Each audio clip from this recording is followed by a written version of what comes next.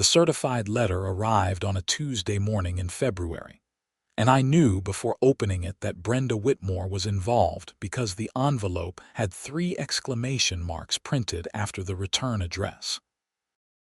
I stood in my kitchen in Lakewood, Colorado, still wearing my bathrobe, staring at this ridiculous piece of mail that threatened to fine me $500 for failing to maintain clear visibility of my mailbox during winter weather conditions. I am Tyler Owens, and I have lived in the Meadowbrook Heights subdivision for exactly 4 years now. The HOA here was notorious, but I bought the property anyway because the price was right, and I figured I could deal with whatever minor annoyances they threw my way. After all, I had bigger things to worry about, much bigger things that Brenda and her committee had no idea about. The letter detailed how my mailbox, which sat at the end of my driveway like every other mailbox in the neighborhood, had accumulated snow around its base following the blizzard we had gotten 3 days prior. According to HOA bylaw section 12.7, all mailboxes must remain clearly visible and accessible at all times, including during inclement weather. I was given 48 hours to remedy the situation or face escalating fines. I looked out my window at the mailbox in question. Sure, there was some snow around it. Colorado got snow. That was kind of our thing. But the mailbox itself was perfectly visible, a sturdy black metal structure that stood out clearly against the white landscape. The mail slot was accessible. The flag worked fine. This was absurd even by Brenda's standards. My phone rang as I was pouring my second cup of coffee. I did not recognize the number, but I answered anyway. "Mr. Owens, this is Brenda Whitmore from the Meadowbrook Heights HOA Board. I trust you received our notification regarding your mailbox violation." Her voice had that particular quality that all HOA board presidents seem to develop, a mixture of smugness and forced politeness that made my teeth hurt. "I got a letter, yes. I was just looking at my mailbox, and I have to say, Brenda, this seems like a massive overreach. Our bylaws are very clear, Mr. Owens. Several neighbors have complained about the unsightly appearance of snow-covered mailboxes throughout the neighborhood. We are enforcing this rule uniformly across all properties." I glanced out the window again, this time looking down the street. At least 6 other mailboxes had similar or worse snow accumulation around them. "Are you sending letters to everyone or just me?" "I am not at liberty to discuss enforcement actions regarding other properties. Your violation has been documented with photographic evidence, and the fine will be assessed if you do not comply within the stated time frame." I took a long sip of coffee, considering my options. I could go out there with a shovel right now and clear the snow, which would take all of 10 minutes. That would be the easy path, the path that kept the peace. But something about Brenda's tone, the unnecessary aggression in pursuing this trivial matter, made me dig in my heels. "I will take care of it," I said, which was not quite a lie. I would take care of it, just not in the way she expected. "Wonderful. The board appreciates your cooperation." She hung up without saying goodbye. I spent the rest of that Tuesday making phone calls and reviewing documents I kept in my home office. Most people in Meadowbrook Heights knew I worked from home doing something vaguely related to real estate and property management. They were not wrong, but they did not know the full scope of what I actually did. 3 years ago, I had purchased the old Lakewood post office building on Garrison Street. It was a vintage structure from the 1950s, one of those solid brick buildings with great bones but decades of deferred maintenance. The USPs had been consolidating operations and selling off smaller facilities, and I had gotten it for a song at a government auction. The plan had been to renovate it and either lease it back to the Postal Service or convert it into commercial space. What actually happened was more complicated and infinitely more interesting. The Postal Service ended up needing the facility back due to population growth in the area and the closure of another nearby location. Instead of selling it back to them, I had negotiated a long-term lease agreement that was extremely favorable to me. I essentially became their landlord, which came with some unusual benefits and responsibilities. One of those benefits was that, as the property owner leasing to the USPs, I had certain authorities regarding postal operations in my immediate area. It was a weird quirk of how the lease was structured, and some arcane postal regulations that my lawyer had discovered during the negotiation process. I did not fully understand all the legal mechanics, but I knew I had more pull with the postmaster than your average citizen. I found the number for Margaret Fitzgerald, the Lakewood postmaster, in my contacts. We had lunch occasionally to discuss the lease and any maintenance issues with the building. She was in her late 50s, professional, no nonsense, and she had mentioned more than once that she appreciated having a landlord who actually responded to problems quickly. "Tyler, good to hear from you," Margaret answered. "Please tell me the heating system is not acting up again." "No, the building is fine. This is actually about something else, something a bit unusual. Do you have a few minutes?" "For you? Sure. What is going on?" I explained the situation with the HOA, the fine, and the ridiculous mailbox rule. Margaret listened without interrupting, and I could hear her tapping a pen against her desk. "Let me see if I understand this correctly," she said when I finished. "Your HOA is threatening to fine you because there is snow around your mailbox, but the mailbox itself is accessible and the mail is being delivered without issue." "That is exactly right. My mail carrier has not complained, has he? Hold on, let me check your address and route."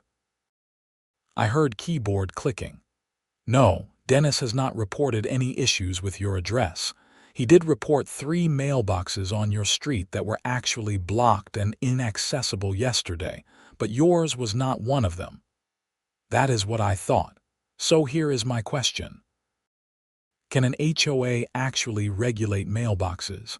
I thought those fell under federal jurisdiction since they are part of the postal system." Margaret was quiet for a moment. "You know, that is an excellent question. Mailboxes are technically part of the postal infrastructure. Let me do some research and get back to you. This might take a day or two. Take your time. I have 48 hours before the fine kicks in." We said our goodbyes, and I went outside to actually look at the mailbox up close. The snow around the base was maybe 6 inches deep, and it had drifted slightly against one side. The mailbox door opened and closed fine. The flag moved freely. The house numbers on the side were completely visible. By any reasonable standard, this was a non-issue. My neighbor, Frank Morrison, was out salting his driveway. He waved when he saw me. "Got the letter too, huh?" he called out. I walked over to the property line. "You got one?" "Yep. $500 fine if I don't clear all snow away from my mailbox." I have lived here 18 years, and I have never heard of this rule being enforced.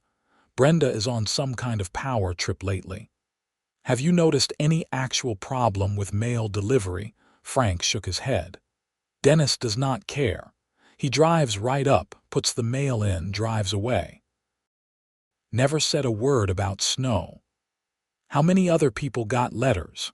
"From what I heard at the hardware store this morning, maybe a dozen houses. All on this street and Pine Valley Road. But here is the thing.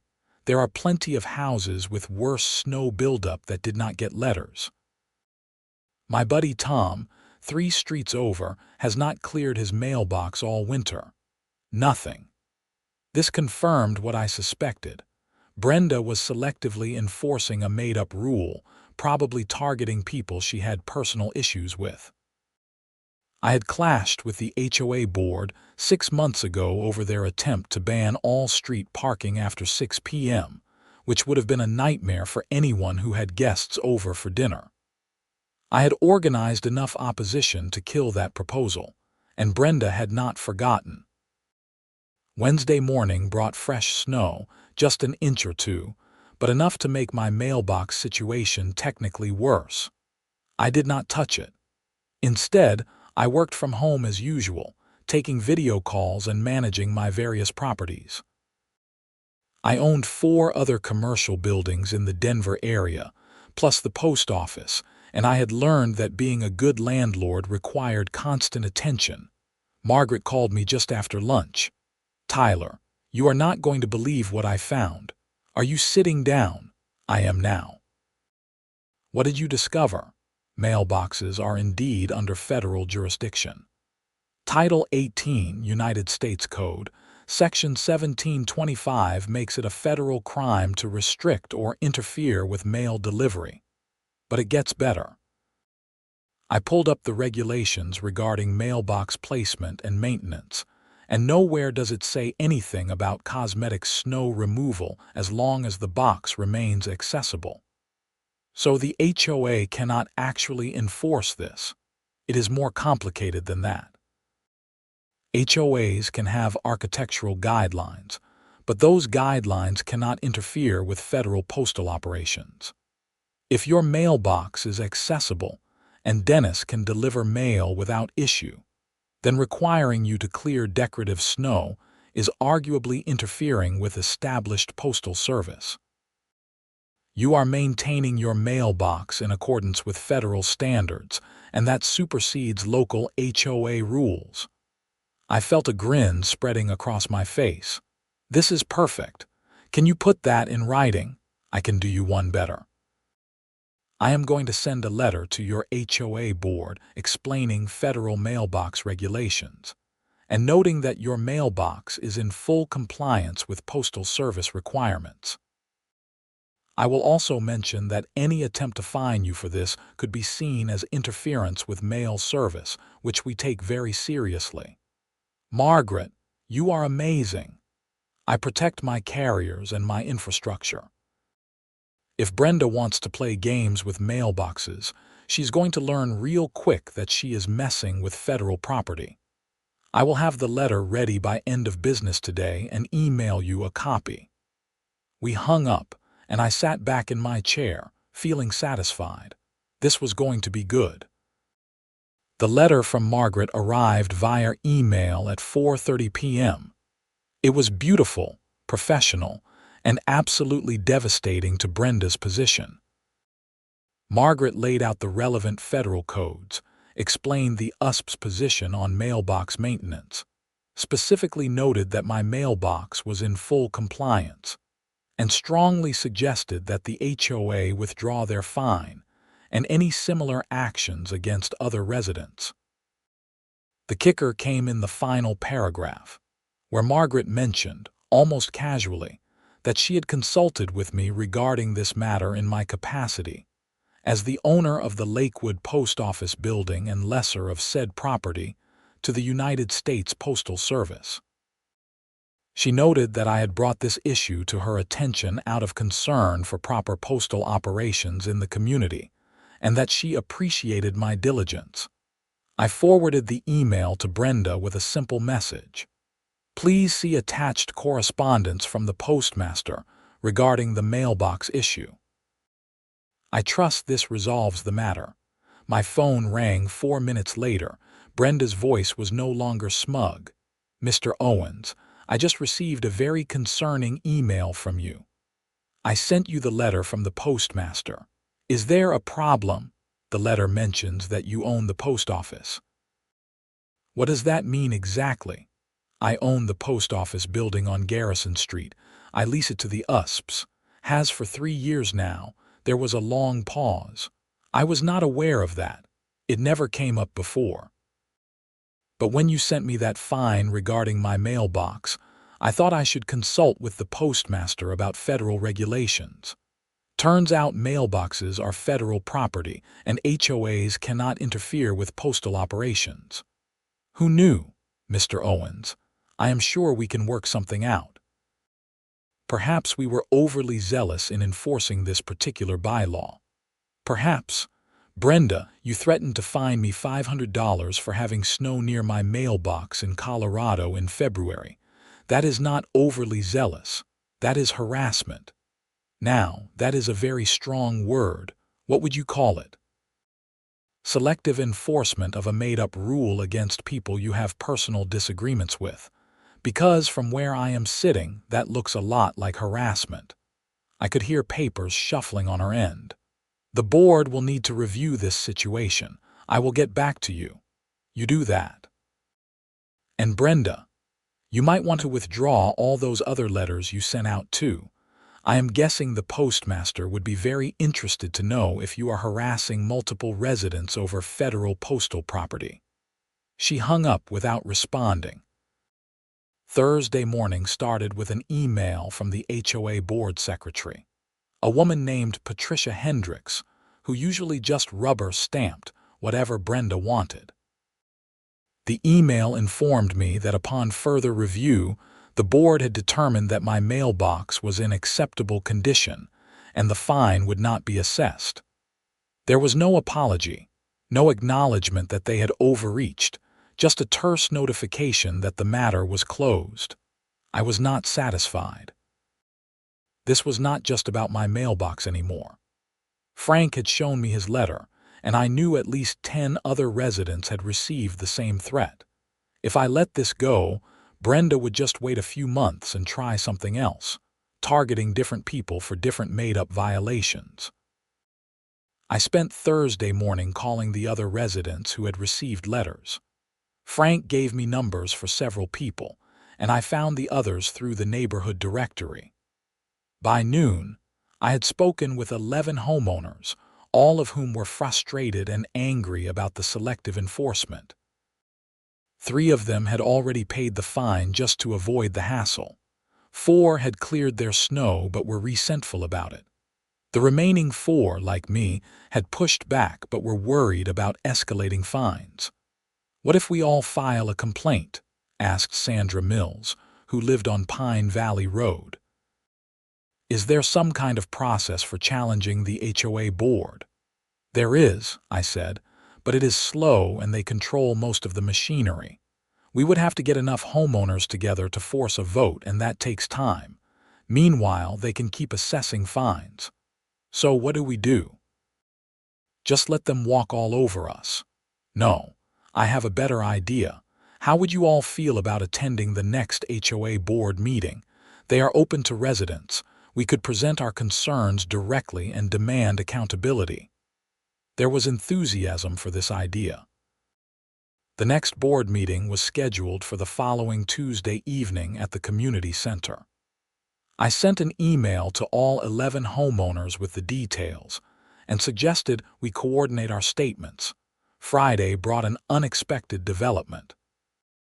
I received a hand-delivered letter from Brenda, brought to my door by her husband, Carl, who looked deeply uncomfortable with his errand. "Tyler, Brenda wanted me to give this to you personally," he said, not quite meeting my eyes. "For what it is worth, I told her this mailbox thing was ridiculous." "Thanks, Carl, I appreciate that." He left quickly and I opened the envelope. Inside was a formal letter on HOA stationery, signed by all 3 board members, Brenda Whitmore, Patricia Hendricks, and Donald Schultz.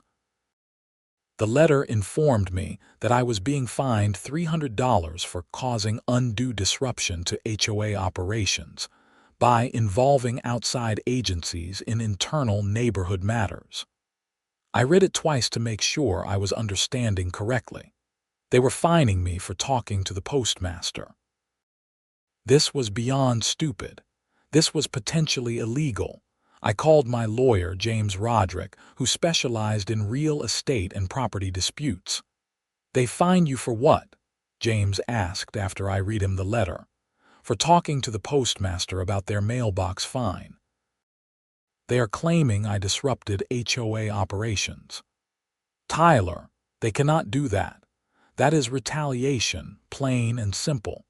HOA bylaws cannot prohibit owners from consulting with government agencies, especially federal agencies with jurisdiction over the matter in question. This is actually actionable. What are my options? Several. You could file a complaint with the Colorado HOA office, though that takes time.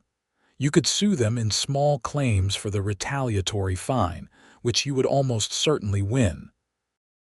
Or you could show up at their board meeting and scare the hell out of them with the threat of both. I like option 3, James laughed. I thought you might want me to draft a letter explaining why they just stepped in it, please. And James, make it clear that if they do not back down completely, withdraw all the mailbox fines and apologize, I am going to make this very expensive for them. Consider it done. I will have something to you by Monday. I spent the weekend doing research. I pulled up the HOA bylaws, the Colorado HOA laws, and federal regulations regarding postal service. I also looked into Brenda's history as board president.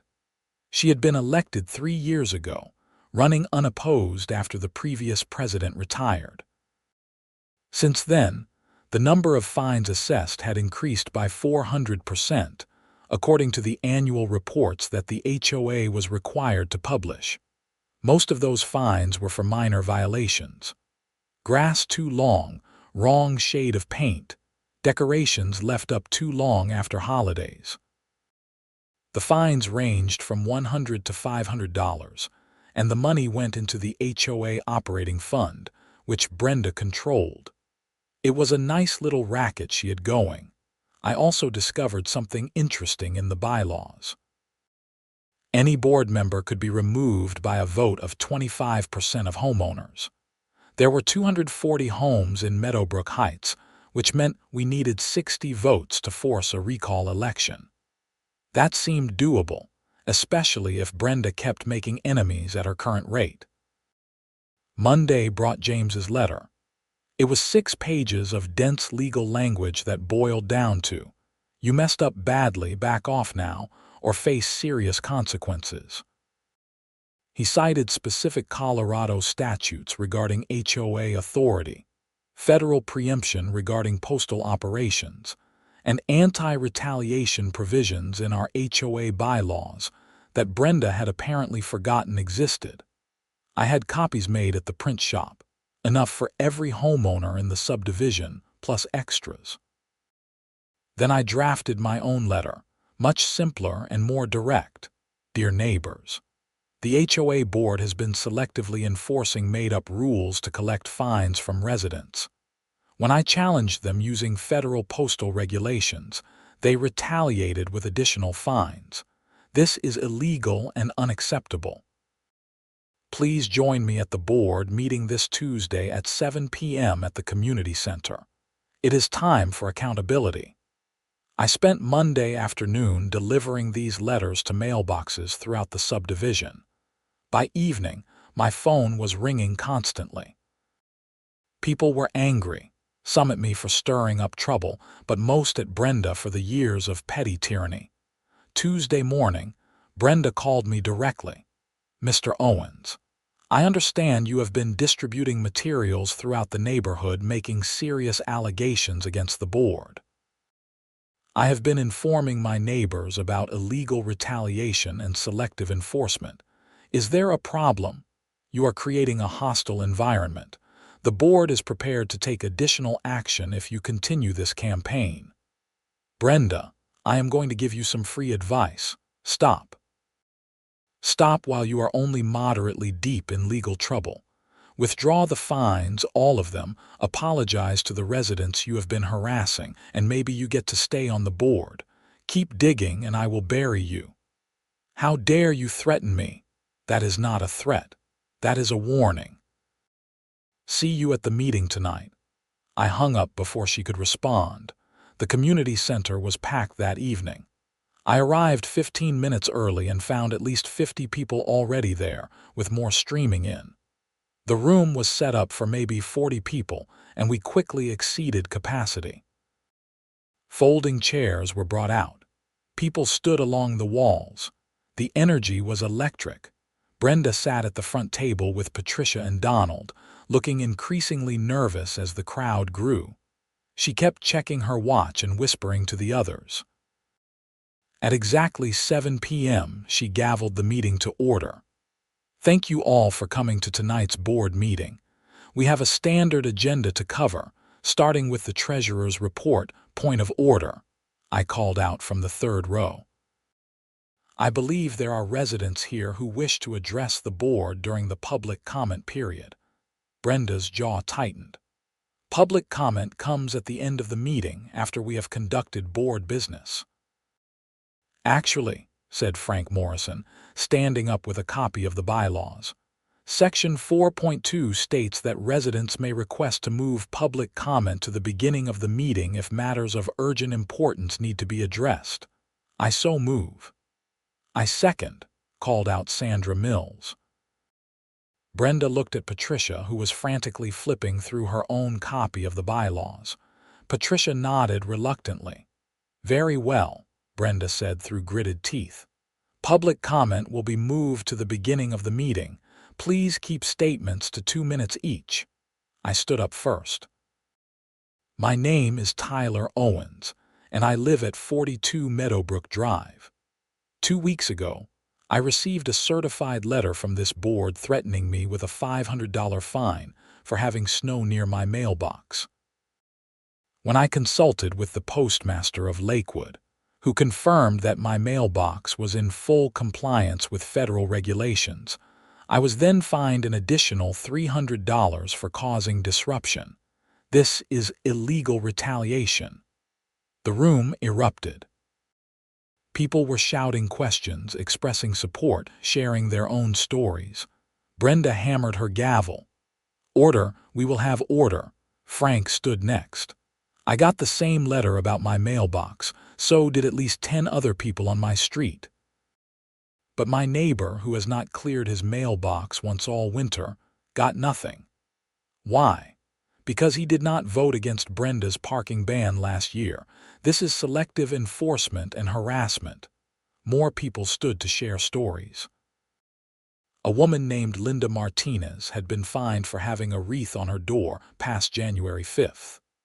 A man named Greg Foster had been fined for parking his work truck on the street, even though he had a commercial parking permit.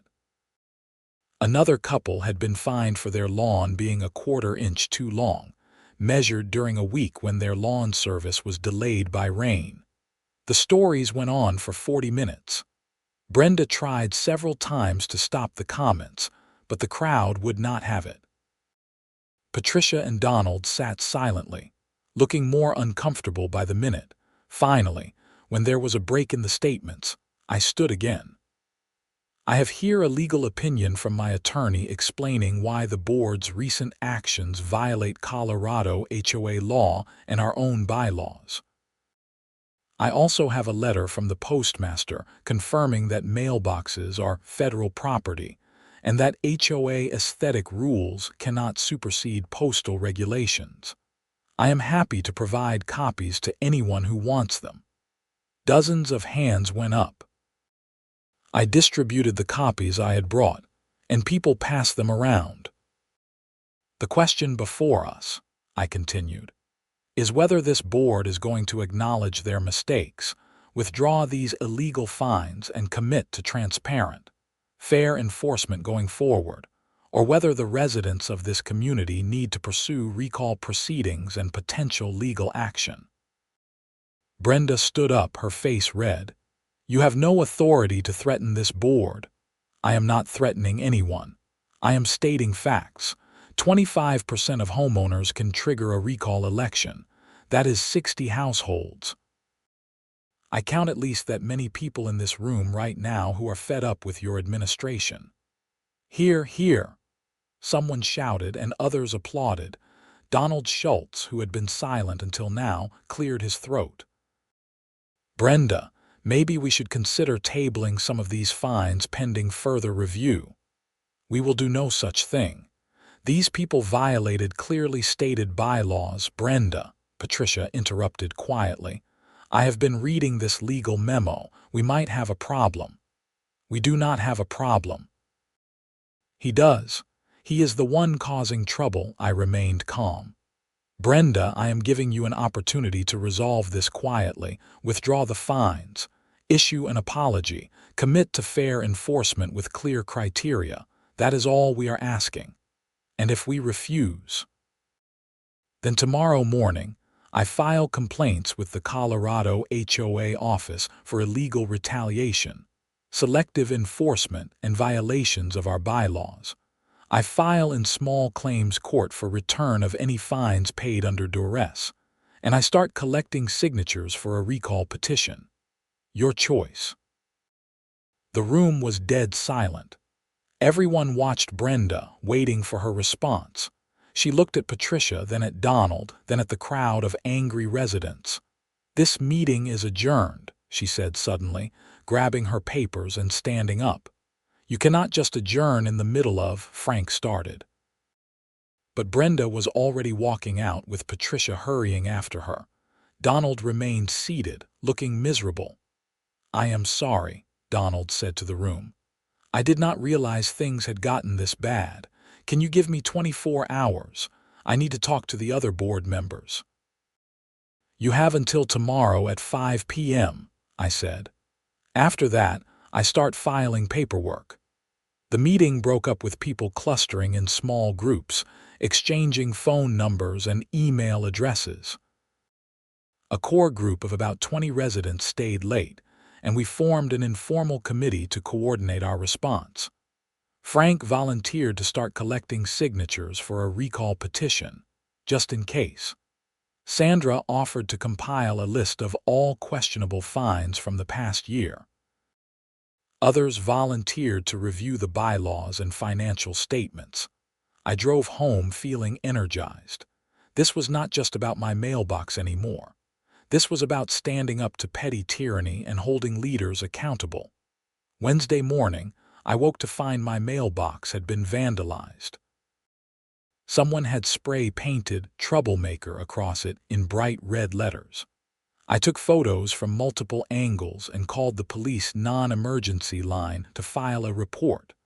Officer Sarah Jenkins arrived within an hour. She took her own photos and asked about any possible suspects. "I had a contentious HOA meeting last night," I explained. "Things got heated with the board president." "Brenda Whitmore?" Officer Jenkins asked with a knowing look. "You know her. We have responded to calls in this neighborhood before. HOA disputes. She has a history of, let's say, aggressive enforcement. This feels like retaliation." "It might be. Do you have any cameras?" "No, but my neighbor across the street does. Let me check with him." Frank's camera system covered most of the street, including a decent view of my mailbox. We pulled up the footage from overnight. At 2:37 a.m., a dark sedan had pulled up to my mailbox. A person got out, spray-painted the mailbox, and drove away. The license plate was not clearly visible, but the car model was distinctive, a late-model BMW X5. "Can you see who got out?" Officer Jenkins asked. Frank zoomed in on the relevant frames. The person was wearing dark clothes and a hood, but in one frame, as they turned back to the car, their face was partially visible. "I will be damned," Frank said. "That is Carl Whitmore, Brenda's husband." Officer Jenkins made notes. "I am going to need a copy of this footage. Vandalism is a criminal offense, even if it is your own mailbox in your own neighborhood." She left with the footage, and I called James to update him. "They just keep making it worse for themselves," James said, sounding almost gleeful. "Criminal vandalism on top of everything else. Tyler, you have them dead to rights now. I do not want to destroy these people. I just want them to stop abusing their power." Noble sentiment, but sometimes you have to break a few eggs. Let me make some calls. By noon, the story had spread through the neighborhood. More people reached out with their own experiences of retaliation and harassment. A woman named Jennifer Park told me that Brenda had threatened to fine her for having a pride flag on her door. A man named Robert Chen said his business license had been mysteriously reported to the county as a zoning violation after he voted against one of Brenda's proposals. The pattern was clear and disturbing. Brenda had been running the HOA like her personal fiefdom, punishing anyone who disagreed with her and enriching the HOA coffers with bogus fines. At 4:45 p.m., my phone rang. It was Donald Schultz. "Tyler, can you meet me at the coffee shop on Wadsworth in 15 minutes? "Just you and me. Is this an official board conversation?" "No. This is me personally trying to fix a mess before it gets worse." I met him at the Starbucks. Donald looked like he had aged 10 years overnight. He ordered a black coffee and sat across from me in a corner booth. "I want to start by apologizing," he said. "I have been on the board for 2 years, and I have been asleep at the wheel. I let Brenda run things because she was so forceful and seemed to know what she was doing. But after last night, and after reviewing the fines and enforcement records today, I realize she has been way out of line." "I appreciate you saying that. Patricia and I met this morning without Brenda. We want to propose a solution. We withdraw all fines issued in the past year related to mailboxes, decorations, and minor landscaping issues. We issue a formal apology to affected residents, and we implement new enforcement guidelines that require board consensus before any fine is issued." "What about Brenda?" Donald sighed. "We are going to ask her to resign.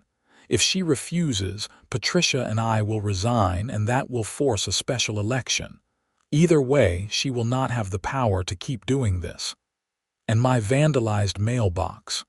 That is on Carl, not the board. If he did it, he needs to face consequences.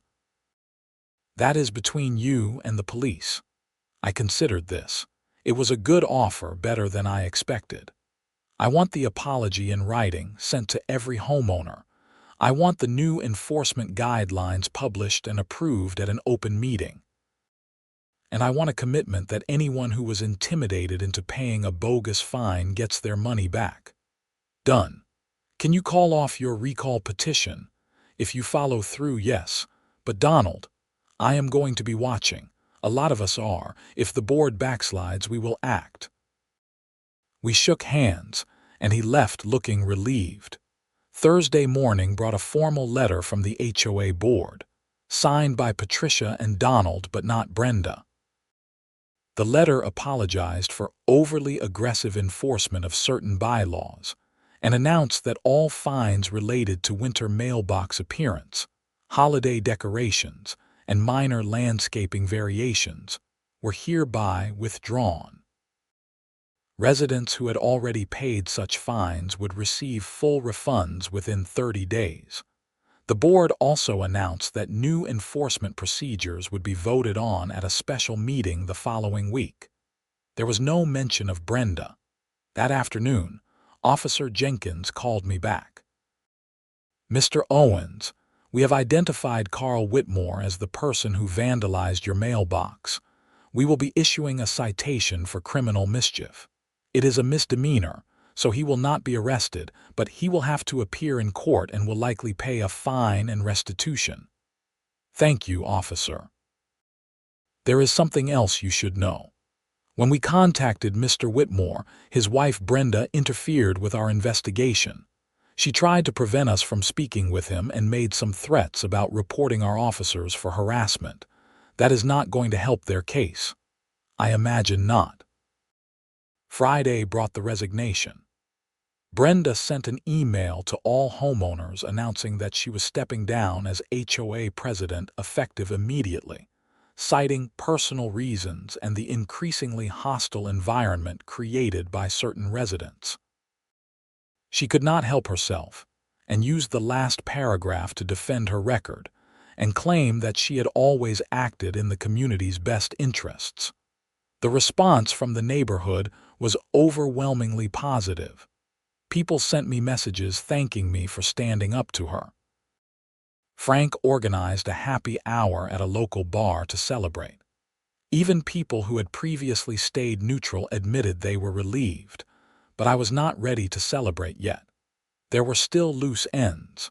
The special board meeting the following Tuesday was much calmer than the previous one.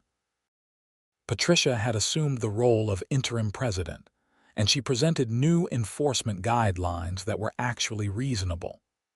Fines would only be issued for legitimate safety hazards or violations of clear, published standards.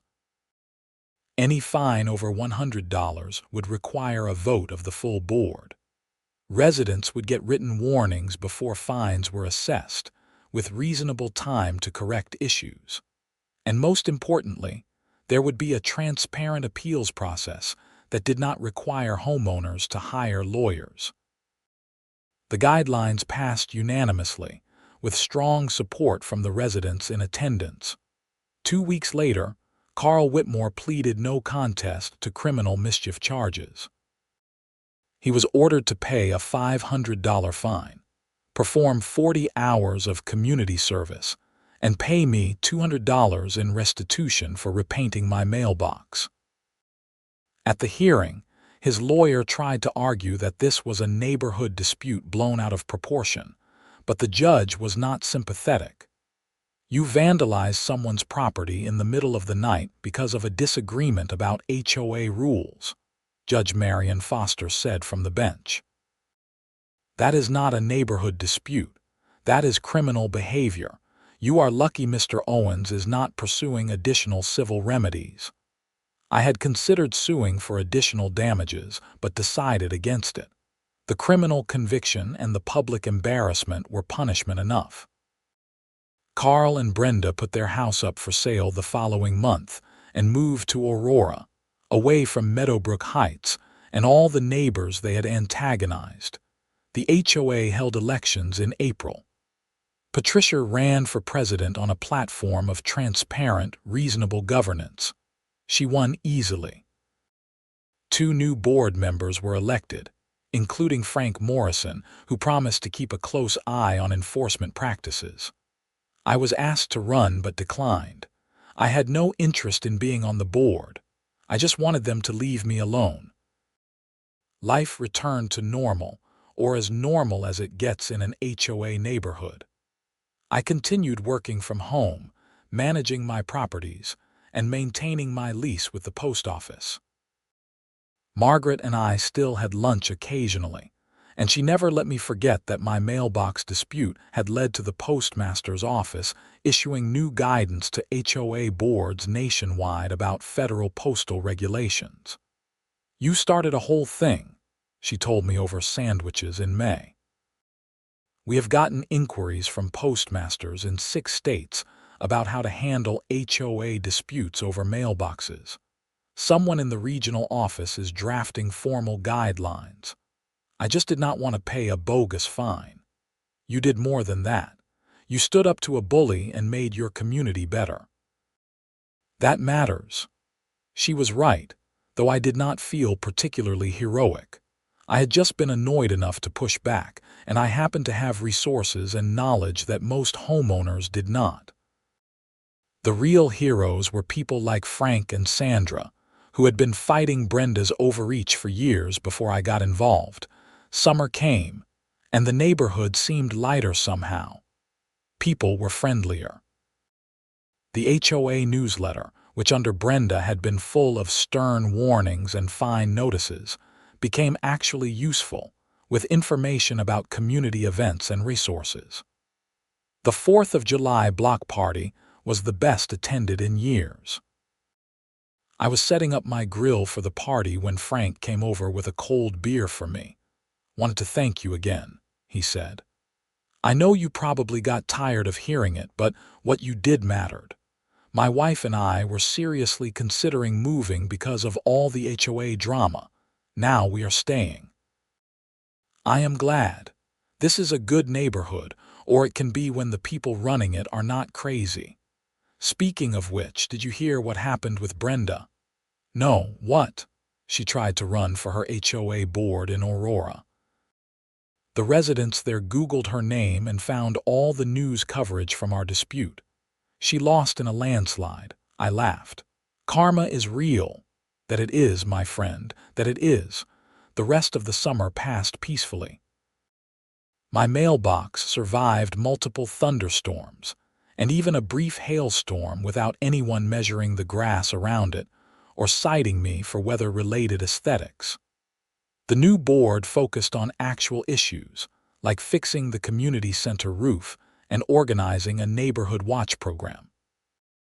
In August, I got a call from a reporter at the Denver Post. Someone had tipped them off about the HOA dispute and the mailbox situation. They wanted to do a story about HOA overreach and how residents can fight back. I almost said no. The situation was resolved, and I had no desire to rehash it all publicly. But then I thought about all the people in other neighborhoods dealing with their own petty tyrants, their own Brendas, who did not know their rights or did not have the resources to push back. I agreed to the interview.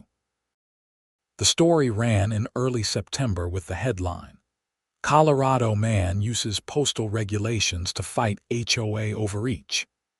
It was a fair, balanced piece that laid out what had happened, explained the relevant laws, and interviewed several other homeowners who had fought back against abusive HOA boards. The reporter, a woman named Michelle Torres, did excellent work showing both the legitimate purposes of HOAs and how they could be corrupted by the wrong leadership. The story got picked up by the Associated Press and ran in newspapers across the country. I got emails and calls from people dealing with similar situations, asking for advice. I connected them with resources, including James, who was happy to consult with homeowners fighting bogus HOA fines. One email stood out. It was from a man in Florida who had been fighting his HOA for 3 years over a dispute about his fence. He had spent thousands on legal fees and was close to giving up. After reading my story, he checked federal regulations and discovered that part of his fence was on an easement controlled by the county water department. The HOA had no jurisdiction there. Armed with that information, he got the fines dismissed and the HOA backed off. "You gave me the idea to look for who actually has authority," he wrote. "Thank you for sharing your story." That made all the hassle worthwhile. Fall arrived, and with it came the first snow of the season. I watched the flakes accumulate around my mailbox with amusement. This time there was no certified letter, no threat of fines, no Brenda measuring snow depth with a ruler. Just normal winter in Colorado. Frank and I stood at the end of our driveways, watching our kids play in the fresh snow. "Think you will ever shovel your mailbox?" Frank asked. "When the mail carrier tells me it is a problem, I will take care of it. Until then, the snow can stay." Good man. Patricia proved to be an excellent HOA president. She was organized, fair, and actually listened to residents. The board met quarterly instead of monthly, which was plenty for the minimal governance an HOA actually needed. Fines dropped by 90% compared to Brenda's reign, and the ones that were issued were for legitimate problems, like someone's broken fence that was becoming a safety hazard. The HOA even started doing positive things. They organized a community garden. They set up a tool library where residents could borrow equipment. They brought in a lawyer to do a free seminar on estate planning for seniors in the neighborhood. These were the kinds of things an HOA should do, bringing people together and adding value rather than just enforcing arbitrary rules. In December, I got a Christmas card from Margaret at the post office. Inside, she had written, "Thank you for being a great landlord and an even better troublemaker. The Postal Service thanks you for your service in defending mailboxes everywhere." I hung the card on my refrigerator, right next to the photo I had taken of my snow-covered mailbox on that February morning when all of this started. It was a good reminder that sometimes the smallest acts of resistance against petty tyranny could lead to bigger changes. January came around again, bringing more snow, and with it, a small moment of satisfaction. A family moved into Brenda's old house, a young couple with 2 kids. I introduced myself and welcomed them to the neighborhood. They asked about the HOA, nervous because they had heard horror stories. "It is fine now," I told them. "We had some problems last year, but they are resolved. The current board is reasonable.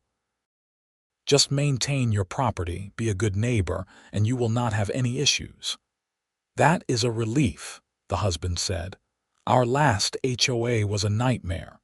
If you ever do have problems, let me know. We have a good group of residents who look out for each other now." That was the real victory, I realized. Not defeating Brenda, not getting the fines withdrawn, but building a community where people felt safe speaking up and knew they would be supported. Where the HOA served the residents instead of the other way around. My mailbox stood at the end of my driveway, sometimes covered in snow, sometimes clear, always in compliance with federal postal regulations. It had become something of a neighborhood landmark, a symbol of the time when residents stood up and said enough was enough. On a sunny afternoon in February, exactly 1 year after receiving that first ridiculous fine, I stood at my mailbox getting the mail. Frank walked over to join me. "1-year anniversary," he said. "How are you celebrating?" I was thinking of not shoveling my mailbox just for old time's sake. "Rebel," we both laughed. Dennis, the mail carrier, pulled up in his truck and waved. "Afternoon, gentlemen. Tyler, I have a package for you." He handed me a small box. I did not recognize the return address. "What is it?" Frank asked. I opened it there at the mailbox. Inside was a small trophy, the kind you could get made at any engraving shop. It had a tiny mailbox on top, and the plaque read, "In recognition of outstanding service in defense of postal infrastructure from grateful homeowners nationwide." "Who sent this?" I asked Dennis. "No idea, but it came through the regular mail, so it is legitimate," he grinned. "You are famous in the postal service, you know. Your story made it into a training manual about property owner relations." "You are kidding." "Nope." The case of the snow-covered mailbox is now taught to new postmasters as an example of federal jurisdiction over mail infrastructure. "Congratulations, you are in the manual." He drove off to finish his route, leaving me standing there holding this absurd trophy. Frank was laughing so hard he had tears in his eyes. "This is the greatest thing I have ever seen," he managed to say between laughs. "You are in the Postal Service training manual. I just wanted them to leave my mailbox alone. And now you are immortal." Tyler Owens, defender of mailboxes, scourge of HOA Karens everywhere. I took the trophy inside and put it on my desk, where I could see it while I worked. It was ridiculous and wonderful, a reminder that standing up for what is right, even in small matters, could have ripple effects you never anticipated. The neighborhood thrived over the following months. Property values went up slightly, which the real estate agents attributed to improved community governance. More families moved in.